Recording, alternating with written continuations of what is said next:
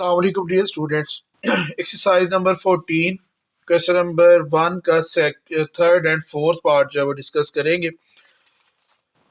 मुझे गिवन है जी second x is equal to -2।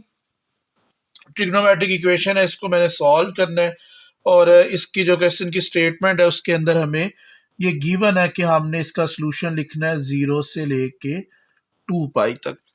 अब देखिए जी सीकेंड एक्स मेरे पास इक्वल है -2 के।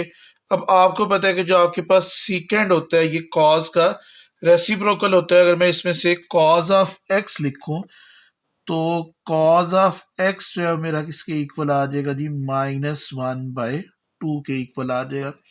अब यहां से मैं इसका आर एंगल यानी कि रेफरेंस एंगल फाइंड कर लूंगा। रेफरेंस एंगल सारा हमने डिटेल में जो इसकी इंट्रोडक्शन की वीडियो है उसके अंदर डिस्कस किया हुआ है। रेफरेंस एंगल निकालते हुए आपने इस बात का ख्याल रखना है कि यहाँ पे आपके पास चाहे पॉजिटिव आर है चाहे नेगेटिव आर है, आप जब रेफरेंस एंगल निकालते हैं तो वो हमेशा पॉजिटिव वैल्यू के लिए ही लिया जाता है।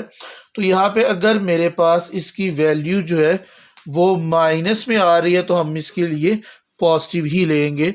तो कॉस जो होता है वो 1/2 हमारे पास इक्वल होता है, यानी कि ये 60 डिग्री पे इसकी वैल्यू होती है। या मैं इसे अगर रेडियन में लिखूं तो ये मेरे पास क्या आ जाएगा, π/3। तो कॉस π/3 या जो 60 डिग्री है वो किसके इक्वल होता है, 1/2 के। रेफरेंस एंगल के लिए आपने हमेशा पॉजिटिव ही कंसीडर करना है, लेकिन जब हम लोग इसकी वैल्यूज निकालेंगे तो अब आपको पता है कि कॉज आपके पास क्या आ रहा है, नेगेटिव आ रहा है। तो जितनी भी आपके पास रेशियोज होती है वो 2 क्वाड्रेंट में पॉजिटिव होती है, 2 क्वाड्रेंट्स में नेगेटिव। तो कॉज अगर आपका नेगेटिव है तो आपको पता है कॉज फर्स्ट और फोर्थ में पॉजिटिव होता है, नेगेटिव है तो इट मीन्स ये किस में नेगेटिव होगा, सेकंड एंड थर्ड क्वाड्रेंट में। तो सेकंड और थर्ड क्वाड्रेंट में हम लोग इसकी वैल्यूज निकाल लेंगे कि जी कॉज ऑफ थीटा जो होता है वो हमारा क्या होता है, नेगेटिव होता है in second and third quadrant. अब देखिए एक दफ़ा मैं इसकी वैल्यू निकाल लूंगा जी सेकंड क्वाड्रेंट में, और एक दफ़ा हम लोग इसकी वैल्यू जो है वो फाइंड कर लेंगे थर्ड क्वाड्रेंट में। अब देखिए सेकंड और थर्ड क्वाड्रेंट के अंदर अगर आप लोग देखें तो सेकंड और थर्ड क्वाड्रेंट के दरमियान मेरे पास क्या आ रहा होता है, ये पाई। तो पाई में से अगर हम लोग कुछ माइनस करते हैं तो हमारा सेकंड क्वाड्रेंट, और पाई में अगर हम लोग कुछ ऐड करते हैं तो हमारा रेफरेंस एंगल ऐड करते हैं तो थर्ड क्वाड्रेंट। तो सेकंड क्वाड्रेंट के लिए मेरा थीटा किसके इक्वल आ जाएगा, सॉरी एक्स लिखा हुआ है तो एक्स किसके इक्वल मेरा आ जाएगा जी, x minus sorry pi minus x r, और इधर मेरे पास क्या आ जाएगा, x is equal to pi plus x r इसलिए लिखा है कि मेरा रेफरेंस एंगल आ गया। पाई में से कुछ माइनस करेंगे रेफरेंस एंगल तो सेकंड क्वाड्रेंट में चले जाएंगे, रेफरेंस एंगल ऐड करेंगे तो थर्ड क्वाड्रेंट में आ जाएंगे।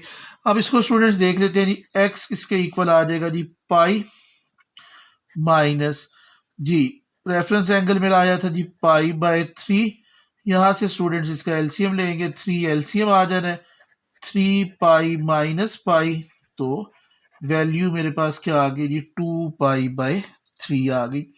सेम एज इट इधर से भी देखें तो पाई प्लस रेफरेंस एंगल मेरा क्या आया था जी, π/3। एक्स की वैल्यू क्या आ जाएगी, 3 मेरा एलसीएम, 3 प्लस पाई, एक्स की वैल्यू क्या आ गई जी, 4π/3। तो इसका जो सोल्यूशन सेट अगर लिखेंगे तो वो क्या आ जाएगा जी, 2π/3 एंड 4π/3 आ गया मेरे पास। और देखिए इसका जो फोर्थ पार्ट है, फोर्थ पार्ट के अंदर मेरे पास लिखा हुआ है cot of theta is equal to 1/√3। तो अब ये कोई फर्क इसको कन्वर्ट करना टेन में या जिस तरह से सीकेंड को कॉज में कन्वर्ट किया, ये कोई फर्ज नहीं होता।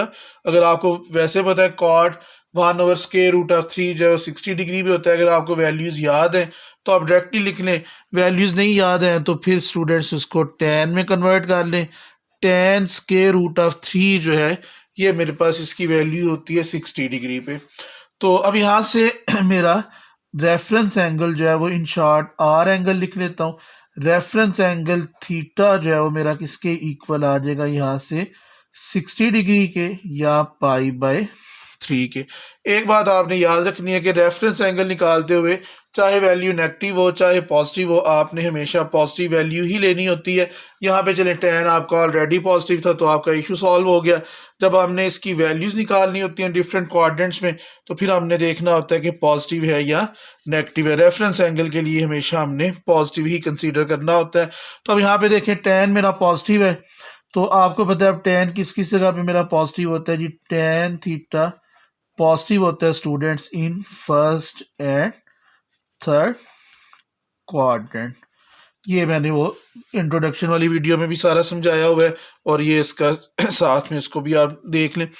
अब देखिए यहाँ पे मेरे पास क्या आ जाएगा जी। सबसे पहले फर्स्ट क्वाड्रेंट में इसकी वैल्यू निकाल लेते हैं और फिर इसकी वैल्यू हम लोग जो है वो कैलकुलेट कर लेंगे थर्ड क्वाड्रेंट में। तो फर्स्ट क्वाड्रेंट में आपका थीटा और आपका जो रेफरेंस एंगल है दोनों इक्वल होते हैं, तो थीटा किसके इक्वल आ गया मेरा π/3 के।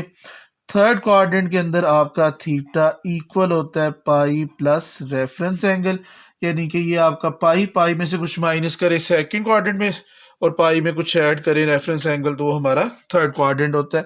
तो इसमें स्टूडेंट्स वैल्यूज पुट कर देते हैं जी। पाई प्लस रेफरेंस एंगल मेरा क्या आया हुआ है π/3। 3 मेरा एलसीएम आ जाना है, 3 पाई प्लस पाई। थीटा की वैल्यू मेरे पास क्या आ गई जी 4π/3 आ गई। तो ये मेरा सोल्यूशन सेट क्या बन गया जी π/3 एंड 4π/3। तो ये क्वेश्चन नंबर 1 जो है वो हमारा कंप्लीट हो गया।